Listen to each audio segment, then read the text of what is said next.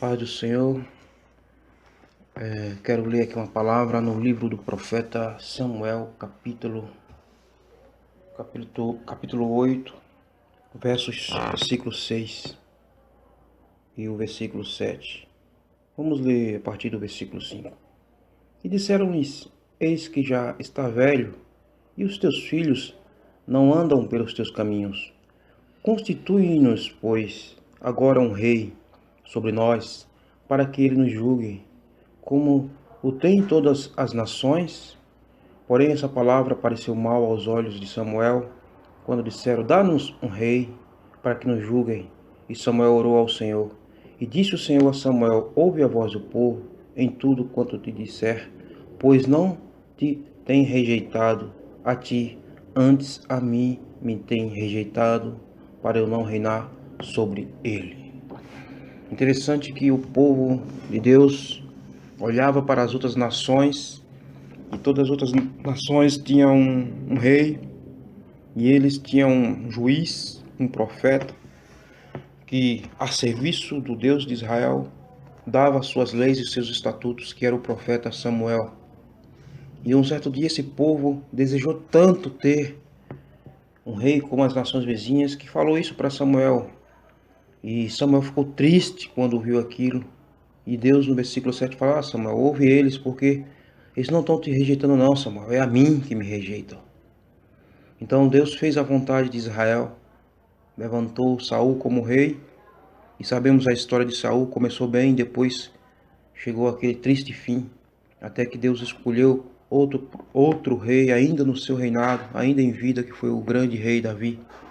Mas vendo essas passagens, me lembro da situação que passa hoje o Brasil, guardada as suas devidas proporções. Nós sabemos que nós vivemos um período que chamaram de ditadura, mas na verdade era um período de regime militar, onde a ordem, onde a justiça, onde a moralidade, onde ao respeito às coisas de Deus eram tremendas naquele tempo. Tudo, a nossa Constituição e muitas leis eram baseadas na lei de Deus. Um exemplo, só um exemplo. A igreja, a lei proibia e condenava claramente o ato da pessoa se separar. Quer dizer que um fim de um matrimônio, essas pessoas eram mal vistas naquela época, naquela sociedade, porque era muito conservador. O adultério,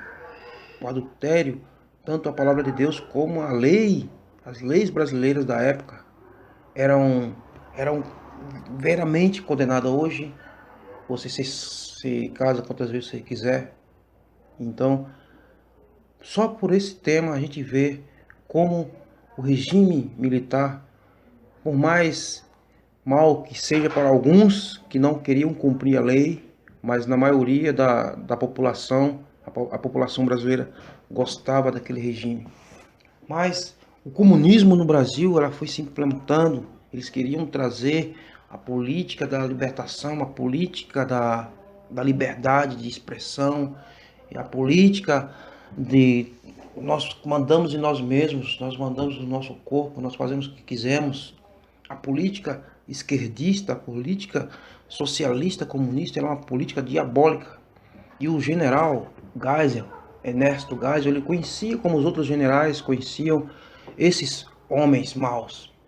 E ele profetiza, naquele ano, ele profetiza assim: olha, se é a vontade do povo brasileiro, eu promoverei a abertura política no Brasil. Mas chegará um tempo em que o povo sentirá saudade do regime militar, pois muitos desses que lideram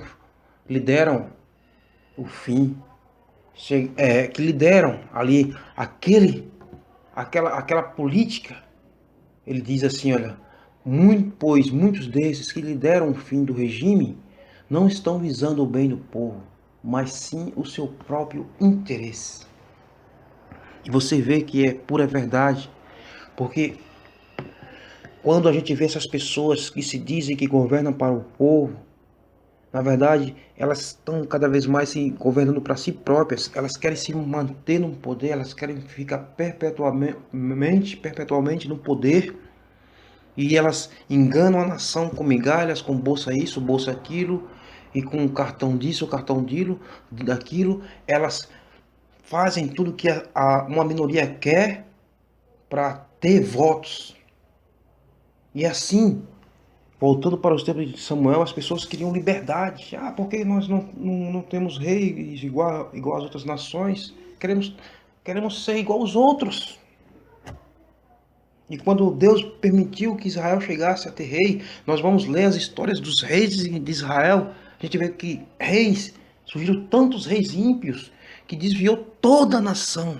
E toda a nação pagou por causa de um homem, de um líder. E assim é no Brasil hoje.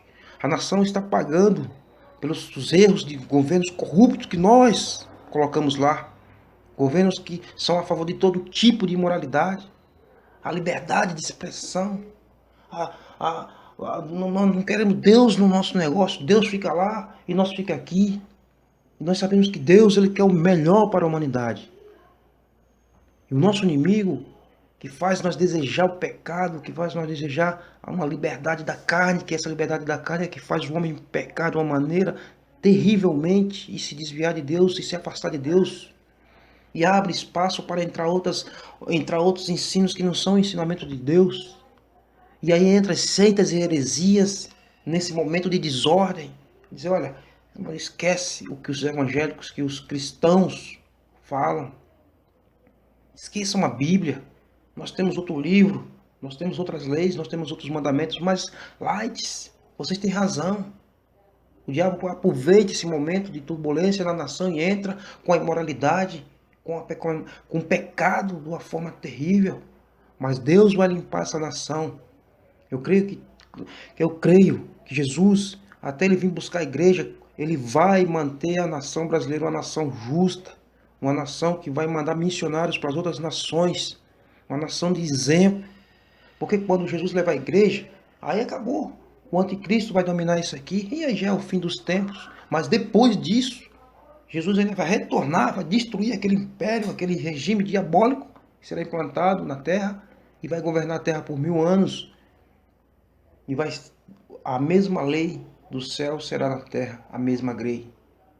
Então, o povo que clamou pelo regime, o fim do regime militar, porque aparentemente era um regime ditatorial, mas os generais, por mais que eles fossem rígidos, eles queriam uma nação honesta, uma nação de ordem e progresso, como está escrito na nossa bandeira, uma nação temente a Deus.